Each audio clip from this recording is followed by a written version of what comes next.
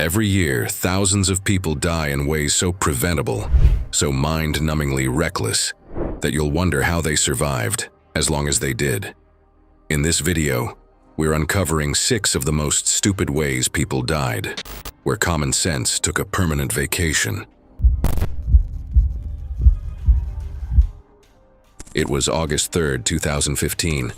The afternoon sun beat down mercilessly on the ancient ruins of Pompeii, where tourists shuffled through the archaeological site with cameras and guidebooks. What should have been another routine tourist visit would end in tragedy because of one impulsive decision. Marco Ricci, 27, worked for a small digital marketing agency in Naples, specializing in social media content for local businesses. His colleagues knew him as the guy who would do anything for the perfect Instagram shot.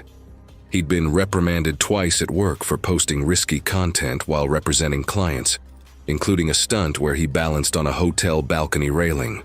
Archaeological sites like Pompeii present unique hazards that most visitors never consider. The volcanic stone and ancient structures, weakened by centuries of weathering and seismic activity, can crumble without warning. Excavation zones are particularly dangerous, with unstable edges and deep pits where archaeologists carefully remove layers of volcanic ash. Safety barriers exist not just to protect artifacts, but to prevent visitors from falling into these treacherous areas where the ground can give way unexpectedly. That afternoon, Marco had been touring with 3 friends when he spotted what he called the perfect ledge for a selfie. The stone outcropping extended about 4 feet beyond the low metal railing, partially obscured by loose debris and uneven ground, offering a clear view into the excavation pit below. Despite his friends' protests and clearly visible warning signs in multiple languages, with pictograms illustrating fall hazards, Marco climbed over the barrier. Other tourists nearby shouted warnings but did not attempt physical intervention. He waved them off dismissively, focused entirely on positioning his phone for the shot. The ledge appeared solid from above, but centuries of erosion had hollowed out the volcanic stone underneath. As Marco stepped further out, hairline cracks began spreading through the weakened rock. According to witnesses and later medical assessment, he fell suddenly when the stone beneath him gave way. Marco plummeted 20 feet into the excavation pit. Witnesses described him striking the rocky bottom back first, with immediate loss of consciousness. The fall happened so quickly that he likely had no time to break his impact or protect himself. A German tourist immediately called emergency services, while others shouted for site security. Site guards quickly arrived and assessed the pit, but due to the unstable stone around the edges, they had to wait for paramedics with harnesses and ladders to safely retrieve Marco. He was found unconscious with irregular breathing. He was stabilized on site and transported to the regional hospital, where he was placed in an induced coma to manage swelling and spinal injuries. Despite intensive care for 5 days, he ultimately succumbed to his injuries. The medical examiner determined that the cause of death was massive cranial trauma and cervical spine fracture sustained in the fall. Site administrators immediately reinforced all barriers around excavation zones, installing additional signage with graphic illustrations of fall hazards and temporarily restricting access to unstable ledges for ongoing archaeological work. It was January 14th, 2016. The morning air in Naples was unusually warm for winter, with temperatures reaching 18 degrees Celsius. Lorenzo Bianchi, a 32-year-old delivery driver for a local courier service, stood at the entrance of the Mergellina railway tunnel. Lorenzo had been experiencing high occupational stress in the weeks preceding the incident, including repeated complaints from clients about late deliveries and increased pressure from supervisors to meet tight schedules. Friends and coworkers described him as diligent but often hurried, with a pattern of taking shortcuts to save time. The Mergellina tunnel stretched 1/4 mile through solid rock, connecting the city center to the coastal districts. High-speed regional trains use this route every 15 minutes during morning rush hour, traveling at speeds up to 75 miles per hour through the narrow passage. Multiple warning signs in Italian and English clearly marked the tunnel as restricted to railway personnel only, with heavy fines and criminal charges for trespassers. That morning, Lorenzo entered the tunnel through a small gap beneath a rusted mesh fence at the entrance, apparently intending to take a more direct route to work. He carried a phone, which later provided investigators with timestamps. At around 8:45 a.m., minutes after entering the tunnel, Lorenzo heard a distant rumble. A train was approaching from behind schedule. The regional express train, traveling at 71 miles per hour, rounded the tunnel's slight curve with its headlight cutting through the darkness. Investigators reported that Lorenzo did not reach any emergency alcoves, positioned every 330 feet, before the train arrived. The operator observed him stumble over the railway ties just prior to impact. Seconds later, Lorenzo was struck, and his phone was destroyed on contact. Fragments of the device were later recovered and logged as evidence. Railway personnel discovered the scene about 20 minutes later, when the train operator reported an obstruction. Emergency responders arrived within 15 minutes of the initial call, but Lorenzo had died instantly from massive blunt force trauma. The medical examiner's report confirmed severe skull fractures, multiple broken ribs, and internal organ damage consistent with high-speed impact. His body had come to rest approximately 80 feet from the point of collision. The incident prompted immediate and comprehensive safety improvements across the site, including the installation of reinforced barriers inside the tunnel, the elimination of all gaps along entrance fences, and the addition of multiple new warning and alert systems designed to prevent similar accidents in the future. Lorenzo's family opted for a private funeral to grieve without media intrusion, surrounded by close relatives and friends who had known him well. It was November 1st, 2014. The evening air in Łódź, Poland carried the scent of autumn leaves and distant cooking fires as Tomasz Nowak climbed the narrow stairwell to his apartment building's roof. At 28, Tomasz had discovered online fireworks suppliers 6 months earlier, ordering increasingly powerful rockets and mortars from Czech distributors who asked few questions about proper licensing, ignoring Poland's strict fireworks laws. His cramped apartment was cluttered with cardboard tubes, fuses, and chemical compounds he barely understood. His interest in pyrotechnics was focused on creating visually impressive displays rather than exploring chemical experiments safely. His sister had repeatedly warned him about involving his nephew Paweł in these experiments, but Tomasz dismissed her concerns. The 6-story apartment building's flat roof provided what Tomasz considered the perfect launch platform. He'd been planning this display for weeks, ordering a particularly powerful rocket advertised as professional grade from an online supplier. The device required professional handling and proper anchoring, which Tomasz did not use. He had constructed his own launch tube from PVC pipe and duct tape, its structure warped from previous use and barely stabilized with a small sandbag fashioned from a pillowcase full of dirt, ignoring the device's warnings about low-altitude detonation hazards and minimal safe distances. Paweł positioned himself near the roof access door, observing the setup. He later said that Tomasz had described the rocket's potential effect in technical terms, claiming it would reach significant altitude before detonation. Paweł's position was on the roof, but offset from the device to maintain some distance from the launch area. Tomasz had consumed 3 beers while preparing the device, which may have impaired judgment. The improvised launch tube sat precariously on the roof's edge, held in place only by the small sandbag. At 8:45 in the evening, Tomasz lit the fuse and stepped back approximately 6 feet, a distance insufficient given the unstable tube. The device ignited but failed to ascend properly, instead detonating at low altitude due to casing rupture within the PVC tube. The blast threw Tomasz backward a few feet, enough to unbalance him toward the low concrete parapet. Paweł observed the sequence without direct exposure to the device's blast effects. He reported seeing Tomasz stumble toward the parapet. Tomasz fell 6 stories, striking concrete slabs and metal railings in the building's central courtyard. The fall resulted in immediate severe trauma, consistent with a high vertical impact. Emergency services received multiple calls within minutes. Paramedics arrived at 9:03 in the evening, but Tomasz had died from massive blunt force trauma sustained during the fall. The coroner's report confirmed the injuries were consistent with impact against concrete and metal surfaces at height. The incident prompted police investigations into the sale and distribution of illegal fireworks, focusing on suppliers who were operating without proper licenses or compliance with safety regulations.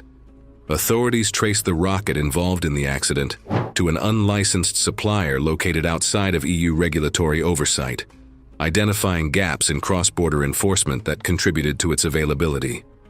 Paweł was offered professional counseling and support to address the psychological effects of witnessing the accident, including guidance on managing trauma and stress, and he was able to continue his regular school activities with ongoing monitoring by family and school staff to ensure his emotional well-being. It was September 12, 2015. The streets of Lehug, Cebu were already ankle-deep in murky floodwater from a typhoon's relentless downpour. But 19-year-old Arvin Manyo saw opportunity where others saw danger. Arvin had previously participated in stunts with his friends in the city, some of which had been cited by local authorities for public safety concerns. He had built a reputation around Cebu City for increasingly reckless stunts with his 3 closest friends. Local authorities had cited their group multiple times over the past year for spray painting abandoned buildings, walking on roofs in residential areas, and racing bikes through crowded markets. Arvin's family had repeatedly warned him about his behavior, but couldn't prevent him fully. Urban flooding in the Philippines creates deceptively dangerous conditions where familiar streets transform into fast-moving rivers carrying debris, sewage, and hidden obstacles. What appears to be shallow water often conceals submerged channels, manholes, and twisted metal, creating invisible traps beneath the surface. The drainage system in older parts of Cebu wasn't designed for typhoon-level rainfall, turning neighborhood canals into torrential waterways capable of sweeping away vehicles and pedestrians. Temporary municipal flood warning signs had been placed along the canal, but were ignored by Arvin. That afternoon, Arvin convinced his friends to film him crossing the flooded canal near their neighborhood. The water appeared manageable, maybe waist to chest deep, but local residents had been avoiding the area all morning. Weather services had issued flash flood warnings throughout Metro Cebu, advising residents to stay indoors. Arvin dismissed these precautions as government overreach, boasting to his friends that the current looked easy to beat. Standing at the canal's edge, Arvin could see the water moving faster than he'd initially estimated. Debris tumbled past, plastic bottles, tree branches, and unidentifiable objects swept along by the powerful current. His friends hyped him up, and Arvin had already committed to the stunt publicly. Backing down would mean losing face in front of his friends. At around 3 in the afternoon, Arvin entered the rushing water while his friend Jerome filmed from the concrete embankment. The current immediately proved stronger than anticipated, pushing against his legs. Halfway across, his foot caught on submerged debris, causing him to lose balance and enter the water fully. Jerome's phone captured Arvin being swept toward a low concrete bridge support several hundred feet downstream. The water narrowed under the bridge, creating a strong hydraulic that pinned him beneath the surface. His friends attempted to alert him, but were unable to reach him in time. The current carried Arvin under the bridge structure, where he became trapped against debris. Submersion and drowning occurred rapidly, though his body remained pinned underwater until recovery over an hour later. 2 neighbors who witnessed the incident called emergency services at 3:18 in the afternoon. Rescue teams arrived 45 minutes later, but the flooding complicated their response. Divers eventually recovered Arvin's body, wedged against debris under the bridge. The autopsy revealed drowning as the primary cause of death, with water found in his lungs and stomach. Secondary injuries included blunt force trauma to his head and torso from impacts with concrete and debris, as well as bruises and lacerations consistent with submerged obstacles during his underwater struggle. The medical examiner determined death occurred within minutes of submersion. His 3 friends received mandatory counseling that focused on storm safety, flood awareness, and proper risk assessment in hazardous conditions, including practical guidance on how to evaluate water depth, current strength, and debris hazards before attempting any river crossings during severe weather events. Arvin's death prompted local residents and neighborhood associations to install permanent warning signs along flood-prone streets and canals, particularly in areas where water levels rise rapidly during typhoons, and reinforce the importance of following official safety advisories and emergency instructions issued by municipal authorities during extreme weather conditions. It was May 5, 2018. The D400 highway outside Antalya stretched empty in the pre-dawn darkness, its asphalt still warm from the previous day's Mediterranean heat. But 23-year-old Selin Nurkaya was preparing to photograph herself near the roadway. Selin had spent 2 years building her social media presence as a lifestyle content creator, accumulating nearly 5,000 followers through photographs in various locations throughout Antalya. Her posts included images taken near construction cranes, rooftops, and busy intersections. Local police had issued 2 warnings regarding public safety violations, and she had received a small sponsorship offer contingent on her follower count. The D400 is a major coastal route where trucks and delivery vehicles travel at highway speeds, often exceeding 53 miles per hour. The hill where Selin positioned herself created a natural blind spot where drivers could not see obstacles until cresting the summit, leaving minimal reaction time. Professional photographers near roadways typically use traffic control, safety barriers, and spotters, none of which were present. Stopping distance for a van at this speed on dry asphalt is approximately 180 to 210 feet.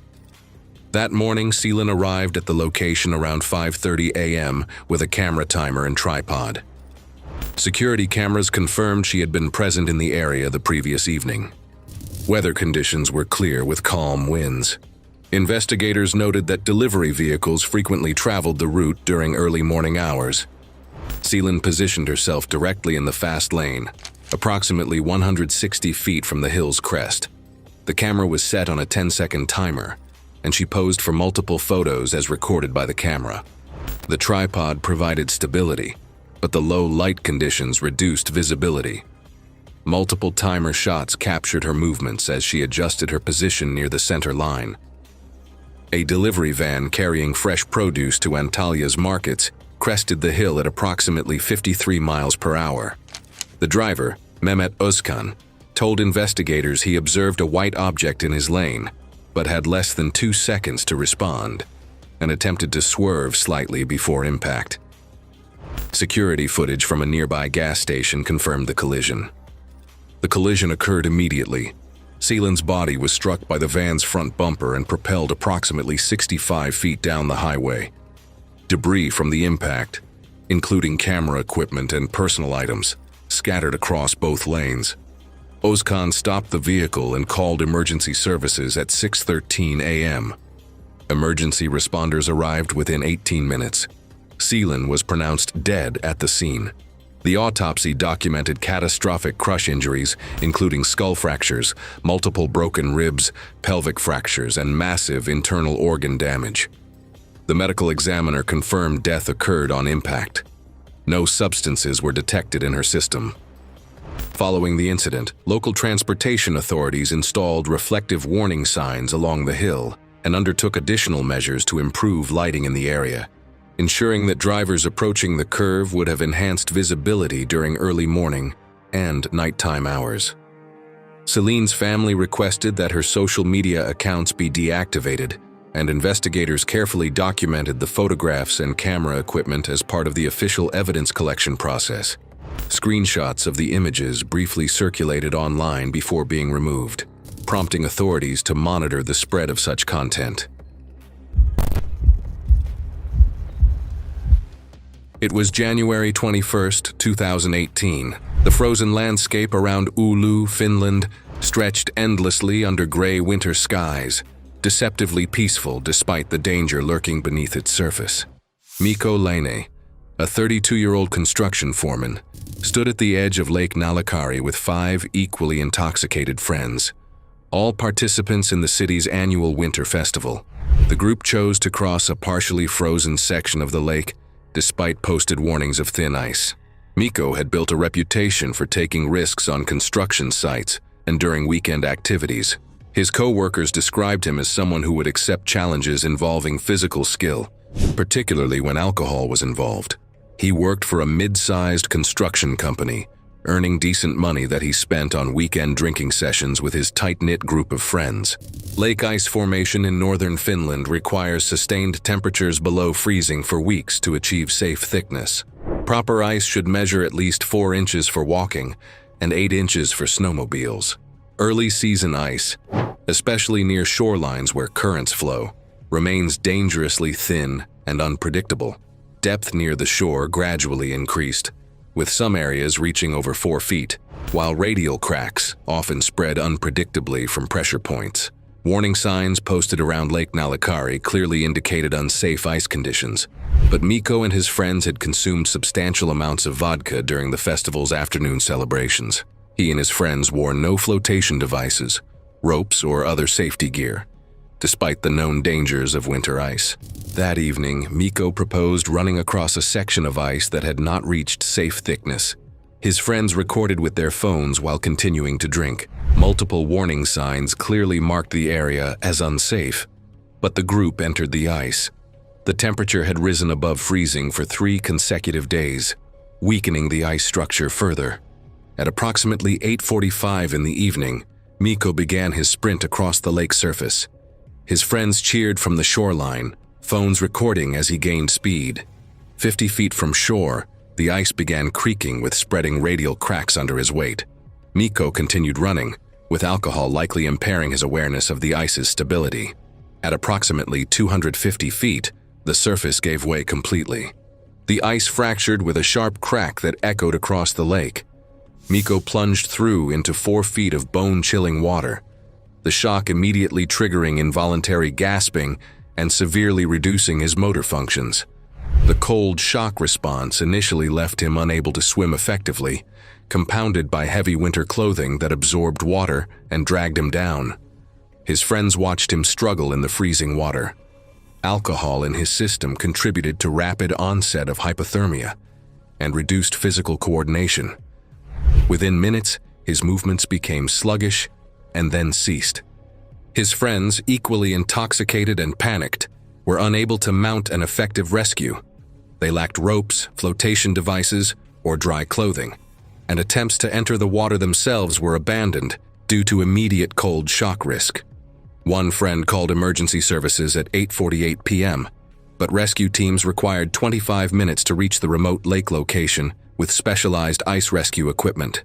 By the time divers recovered Miko's body, he had been submerged for over 30 minutes in near-freezing water. The medical examiner determined death resulted from drowning as the primary cause, with hypothermia as a contributory factor, and secondary trauma from sharp ice edges during his struggle. Investigators noted that cold shock incapacitation occurs within 1 to 2 minutes, while hypothermia and drowning followed over the next several minutes, a timeline accelerated by alcohol consumption and heavy clothing. 3 of Miko's friends faced charges for public intoxication and failure to render aid, with authorities documenting the incident carefully and ensuring that legal procedures were followed. The city subsequently installed additional warning barriers around the lake, placed new signage highlighting unsafe ice areas, and increased winter patrol presence during festival periods to monitor recreational activity and reduce the likelihood of similar accidents in the future. Thanks for watching. If you like these stories, click here.